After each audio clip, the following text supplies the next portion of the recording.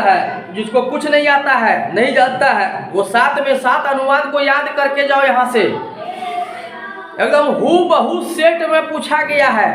पिछला ईयर का कोई सेट निकाल लेंगे, उसमें जो संस्कृत का क्वेश्चन है अनुवाद करे, क्या करे, उसी में से 2 को 4 को सेट को बना लो, वही हूबहू आने वाला है। फिर बदलने वाला कैसे है आप सब? आइए, गुड मॉर्निंग। आज का जो टॉपिक है हमारा बहुत ही शानदार होने वाला है। जो बच्चे अब तक जो है कि जिनका बोर्ड की परीक्षा है 2025 में, जिनकी तैयारी सही ढंग से नहीं हो पाया है, तो वैसे बच्चों के लिए आज जो है कि एक ताबड़तोड़ तैयारी करने का उपाय हम लेके आए हैं, जिसमें बहुत सारे सवाल हैं। उन सवाल का हम जवाब आपको बताएंगे और आपको मात्र जो है एग्जाम का समय आपका 30 दिन बचा है, तो केवल 30 दिनों में हम लोग तैयारी कैसे करें उनके लिए आज जानेंगे। और वही 30 दिन आपके लिए बहुत जो है कारगर साबित होगा। उसी 30 दिन में आपका अच्छा मार्क्स आने वाला है। तो आइए देखिए, सबसे पहला हमने लिखा है बिहार बोर्ड मैट्रिक परीक्षा 2025 यानी 2025 में जो आप मैट्रिक की परीक्षा देंगे, आखिरी के 30 दिनों में कैसे करें तैयारी। ये 30 दिन बचा है। 30 दिन में अब बहुत सारे बच्चा होगा जो बोलता होगा पढ़े या नहीं पढ़े, या फिर 30 दिन से पहले भी कोचिंग में छुट्टी हो जाती है। तो बहुत स्टूडेंट का ये होता है, विदाई समारोह अपना कोचिंग में मना लिया, छुट्टी ले लिया, घर बैठ गया। तो आखिरी का वही 30 दिन आपको मेहनत करना है। पूरे 11 महीना जो किया उससे कोई लेना देना नहीं है। यही 30 दिन आपका जो है रिजल्ट बनाएगा। इसके बाद लिखा गया है गारंटी के साथ 70% नंबर आएगा। एग्जाम डेट 17/2/2025 फाइनल हो चुका है और अब क्वेश्चन आ रहा है कैसे करें 30 दिनों में तैयारी। तो सबसे पहले इसको जानेंगे, फिर क्या पढ़े क्या नहीं पढ़े इसको जानना है, कब पढ़ना है कब नहीं पढ़ना है। फिर इस सवाल पे चलेंगे, कौन सा सब्जेक्ट पढ़े कौन सा नहीं पढ़े, फिर इस पर चलेंगे, सबसे बेस्ट तरीका पढ़ाई करने का क्या होगा, फिर उस पर चलेंगे। आखिरी सवाल है, कम दिनों में अच्छा मार्क्स आप कैसे प्राप्त कर सकते हैं। तो ये सारे सवाल आपके सामने है, इन सवाल से आप घिरे हैं। तो आइए इन्हीं सवाल का आज हम जवाब देंगे और 100% आप जो है अच्छा मार्क्स जरूर प्राप्त करेंगे। तो सबसे पहले जो हमारा सवाल है 30 दिन में हम लोग कैसे पढ़े, आखिरी के 30 दिन, ये 30 डेज है, ओनली फॉर आपके पास केवल 30 डेज का समय है, यानी बहुत ज्यादा समय नहीं है। अब इन समय में केवल पढ़ाई करना है, पढ़ाई के अलावा दूसरा काम नहीं करना है। जो बच्चे अब भी पढ़ाई को प्रति सीरियस नहीं हुए हैं वो सीरियस हो जाए, क्योंकि 30 दिन का टाइम है। इस 30 दिन में आपको सब्जेक्ट देखिए क्या पढ़ना है। टोटल आपका जो सब्जेक्ट होता है, पहले मैथ है, फिर साइंस है, साइंस के बाद सोशल साइंस है जिसको एसएसटी भी हम बोल सकते हैं, इसके बाद संस्कृत है और क्या है, हिंदी है, बाकी इंग्लिश भी है। तो इंग्लिश तो हमारा कंपलसरी है अभी मैट्रिक में। तो ये 5 सब्जेक्ट जो है आपका मेन पेपर है जिसको पढ़ना है। बहुत सारे बच्चा को ये भी लगता होगा कि हम मैथ में तिस्मार खान है, मैथ हम पूरा जानते हैं, पूरा में पूरा, तो हम बहुत अच्छा नंबर ला लेंगे। ऐसा कुछ भी नहीं है। सिर्फ मैथ जान के बहुत अच्छा नंबर नहीं आ सकता है। परसेंटेज बनाने के लिए, एग्जाम में अच्छा नंबर लाने के लिए हमें 5 में 5 सब्जेक्ट को कंठस्थ करना होगा, तभी हम लोग सफल हो पाएंगे। सिर्फ मैथ का नॉलेज ले लेने से या हिंदी जान जाने से नंबर नहीं बढ़ेगा। 5 में 5 सब्जेक्ट को पढ़ना पड़ेगा, तभी क्या होगा, परसेंटेज बनेगा। मान लिया जाए जो बच्चा मैथ बहुत ज्यादा जान रहा है, मैथ को ला लिया 95 या 100 में 100 ला लेता है, बाकी के जो 4 सब्जेक्ट है उनका 0 है। हो सकता है किसी सब्जेक्ट में वो अच्छा नहीं कर पाए, 40-50 नंबर उनको आ जाए सिर्फ, तो वो क्या कर सकेगा, सिर्फ और सिर्फ वो भी पास करेगा जनरल बच्चा की तरह। अच्छा तो नहीं कर पाएगा। अच्छा करने के लिए ये पांचों में 5 सब्जेक्ट का जो है तैयारी होना चाहिए। तो अब मैथ में है, अब मैथ की बात करते हैं। तो मैथ को हम कब दे समय, कितना समय दे, क्योंकि समय ज़्यादा नहीं है।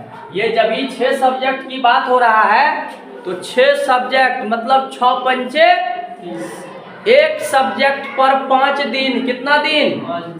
अब आपका जो समय बचा है, ये समय अभी जो चल रहा है, एक सब्जेक्ट बराबर कितना दिन, 5 दिन बचा है केवल।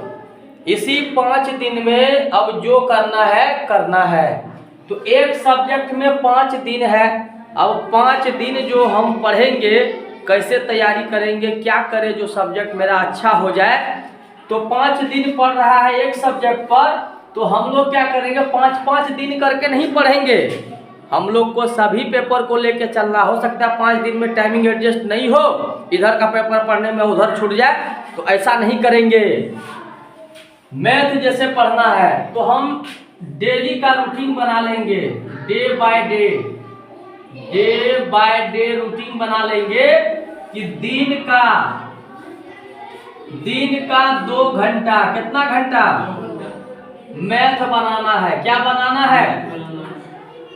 तो अब कोई कहेगा मैथ कब बनाए, पूरे दिन में कब हमको मैथ बनाने का समय मिलता है। तो पढ़ने लिखने का कोई समय नहीं होता है। आपको जब समय मिले तब आप मैथ बनाइए, नहीं तो मैथ बनाने का सबसे बेस्ट समय रहता है दिन के टाइम में। आप मैथ बनाइए फ्री समय में, कभी भी दिन में बना लीजिए। या जिसको दिन में मान लो कोई लड़का काम कर रहा है, उसको समय नहीं है, तो वो रात के समय में बैठ के अपना मैथ बना ले, ठीक है।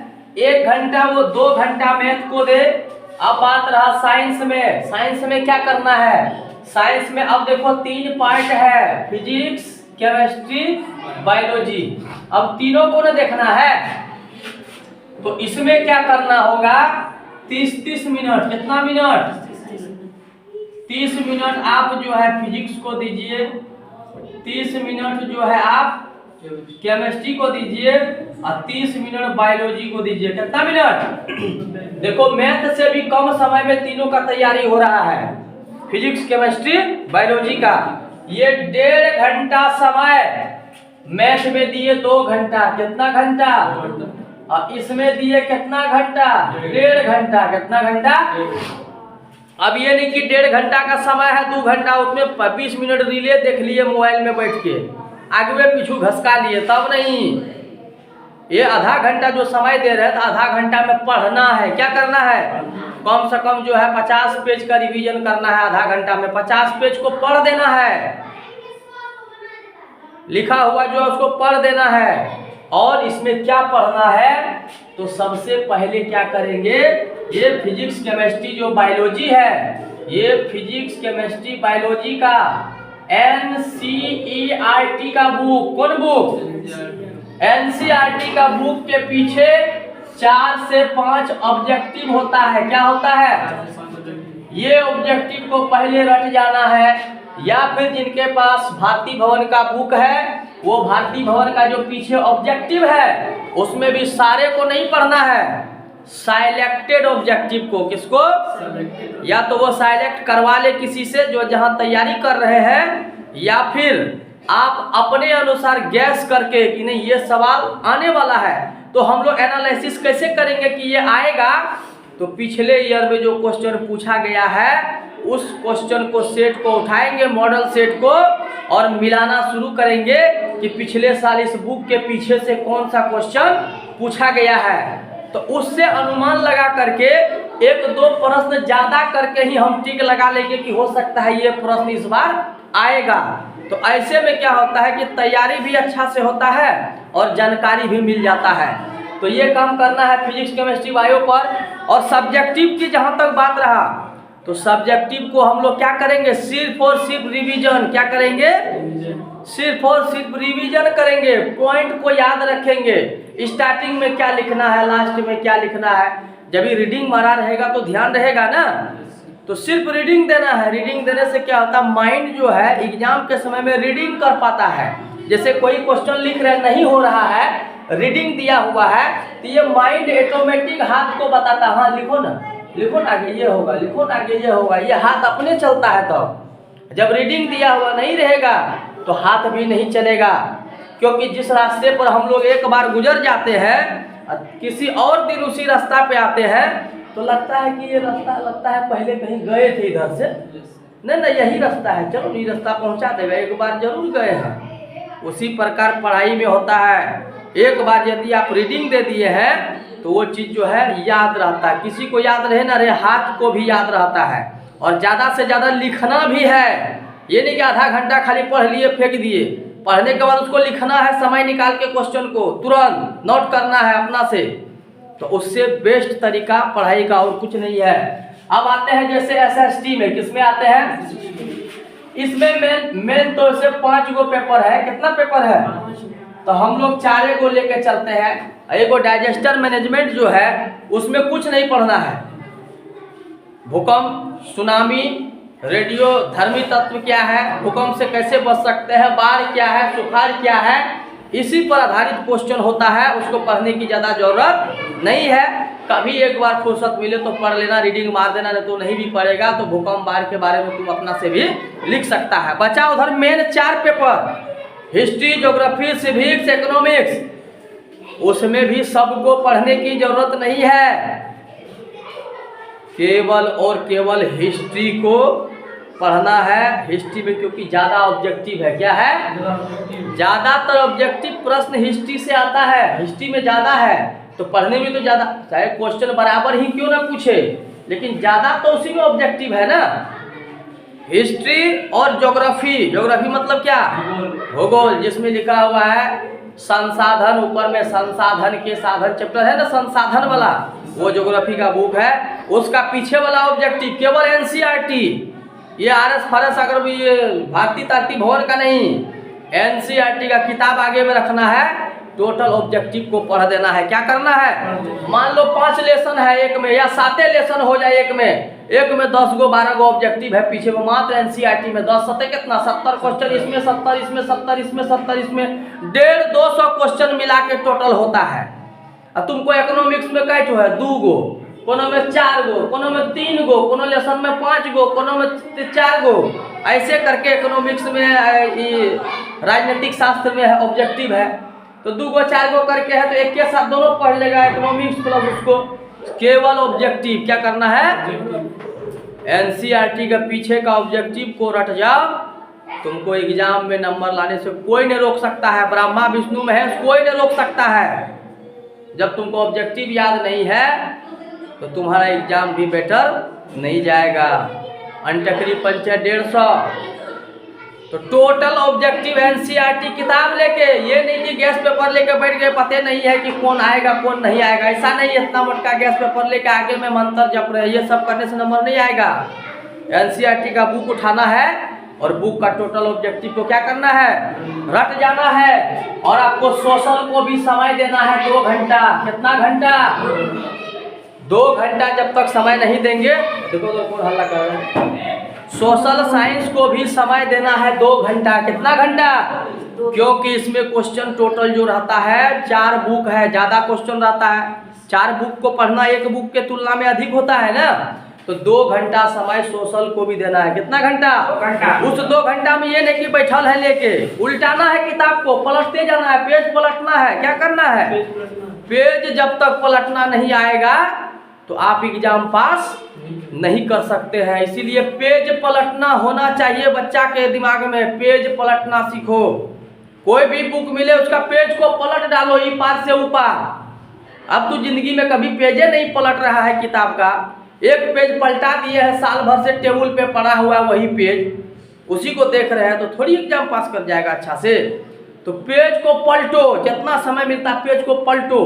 पेज पलटने से क्या होगा, कुछ भी जानकारी यदि नहीं है आपके अंदर में, कोई हेडिंग मिल गया, ओ अच्छा यहाँ लिखा हुआ है श्रम विभाजन जाति प्रथा, अच्छा वो श्रम विभाजन जाति प्रथा जो चैप्टर था, अच्छा हाँ, मछली कहानी था, दही वाली मगम्मा, अच्छा तो ऐसे करके एग्जाम में लगेगा कि कुछ क्वेश्चन जाना पहचाना है। क्या लगेगा?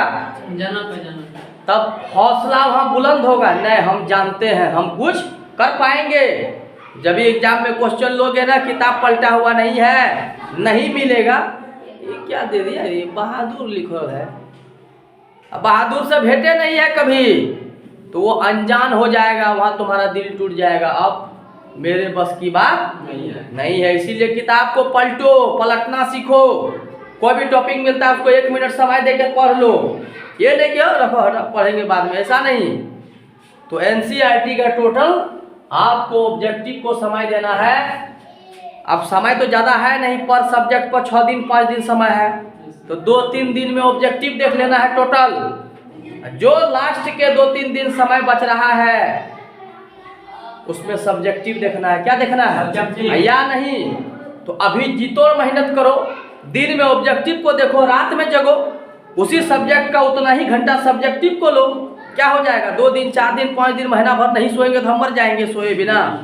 ऐसा नहीं होता है। 30 दिन है, 30 दिन मेहनत कर लो, 10 घंटा 5 घंटा 8 घंटा 12 घंटा पढ़ो। अभी यही 30 दिन तो रिजल्ट बना देगा। तो ये हो गया एसएसटी का भी।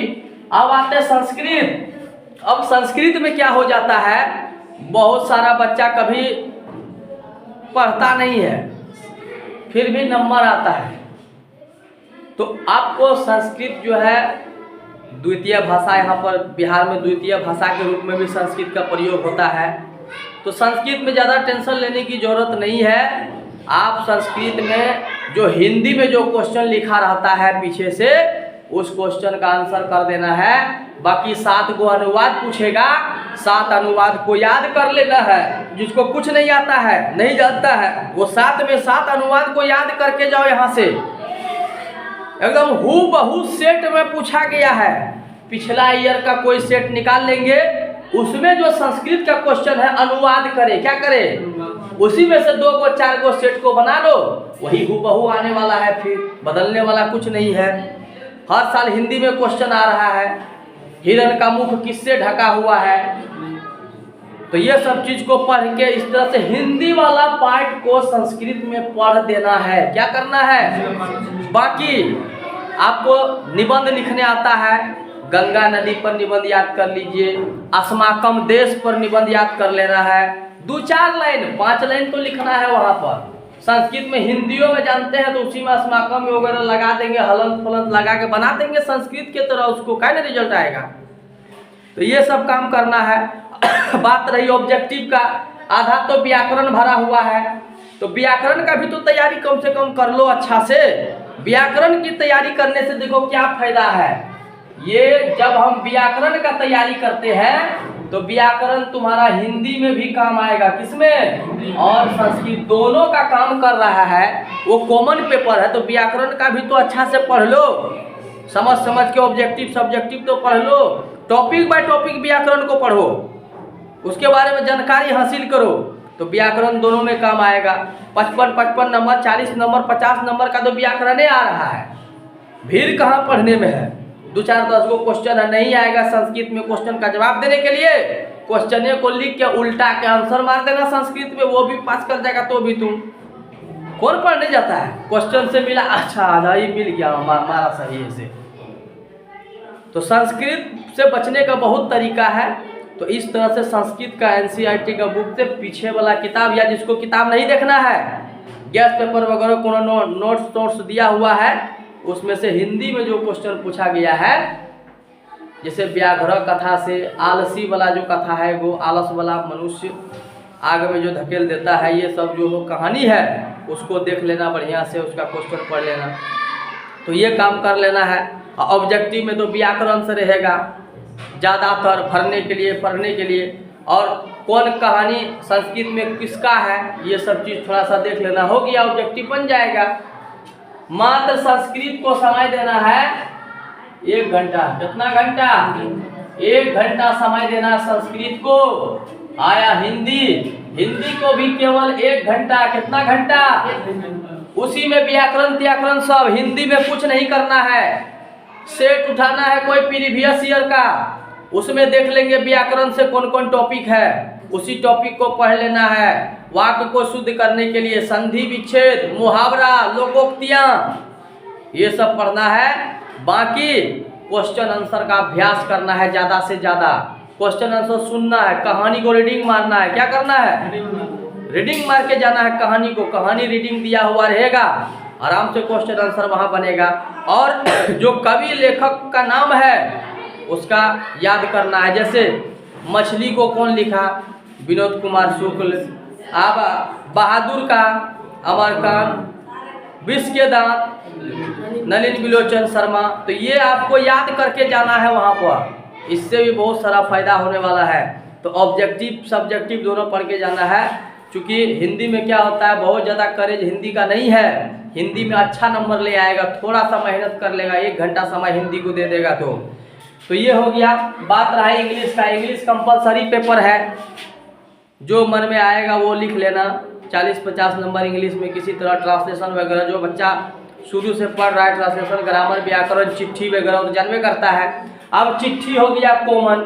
जो बच्चा चिट्ठी लिखने नहीं जानता है, आवेदन लिखने नहीं जान रहा है, लेख लिखने नहीं जान रहा है, तो उसको सबसे पहले चिट्ठी, लेटर जिसको बोलते हैं, आवेदन पत्र जिसको बोलते हैं, वो चीज़ को सीख ले, किताब से देख ले या किसी टीचर से सहयोग से उसको सीख ले। और आवेदन वगैरह जब सीख लेगा तो कुछ ना कुछ नंबर उससे भी प्राप्त हो जाएगा। संस्कृत में भी आवेदन पूछेगा, मंजूषा में शब्द लिखा रहता है, उसको भरना है। आवेदन लिखले रहेगा, शब्द लिखा रहेगा, यहाँ बना देगा मंजूषा, इसमें रहेगा शब्द भरा हुआ, यहाँ चिट्ठी रहेगा, उस चिट्ठी में शब्द को लिखना होता है। तो सिंपल सी बात है। चिट्ठी और आवेदन लिखने के लिए कोई भी जान सकता है। एक को चिट्ठी सीख लेगा तो सब चिट्ठी लिख लेगा उसी पर, एक आवेदन सीख लेगा तो सब आवेदन उस पर तुम लिख लेगा आराम से। तो ये सही तरीका है तैयारी करने का, ठीक है ना। तो इसी तरह कितना घंटा टोटल हो गया? 2 1 3 2 5 2 7 7.5, मतलब कितना घंटा? जो विद्यार्थी आज से प्रण कर ले कि हमको 8 घंटा पढ़ाई करना है, कितना घंटा? उसको सफल होने से कोई नहीं रोक सकता है। 8 घंटा पढ़ देना, ही नहीं कि आज पढ़ लिए कर आज छोड़ देते हैं थोड़ा नींद लग रहा है, ऐसा नहीं। पर डे 8 घंटा जो पढ़ाई कर लिया तो हम उसको गारंटी देते हैं, उनको 80% नंबर से 100 में 100% उसको जो है 80% नंबर जरूर वो लेके आएगा एग्जाम में। और यदि थोड़ा सा भी मेहनत कम करेगा तो 60, 65, 75 के बीच में उसका नंबर रहेगा। ये अप्रोच जो अब तक नहीं पढ़ा, इससे बेस्ट तरीका अब जो है पढ़ने का कुछ नहीं बचा है। इसीलिए इस बेस्ट तरीका को जो है अच्छा से वो पढ़े और इसको उपयोग में लाए, ताकि आगे चल के बहुत ही फायदा कारक सिद्ध होगा। केवल NCERT देखना है सब बुक में, बाकी बुक को नहीं देखना है। तो आइए, आज का वीडियो आपको कैसा लगा, ये हमारा जो है कि संदेश कैसा लगा। जो बच्चे अब तक जिनको नहीं समझ में आ रहा था कि हम तैयारी कैसे करें, तो इस वीडियो को एक बार जरूर देखें, आप अवश्य सफल होंगे। जो कुछ भी नहीं पढ़ा है वो इस अप्रोच पर जब चलेगा तो जरूर है कि वो अच्छा से अच्छा नंबर जो है ला करके पास कर सकता है। आइए, वीडियो अच्छा लगे तो अपने दोस्तों में शेयर करें और मैथ वाला विपिन सर यूट्यूब चैनल को सब्सक्राइब करें। जय हिंद, जय भारत।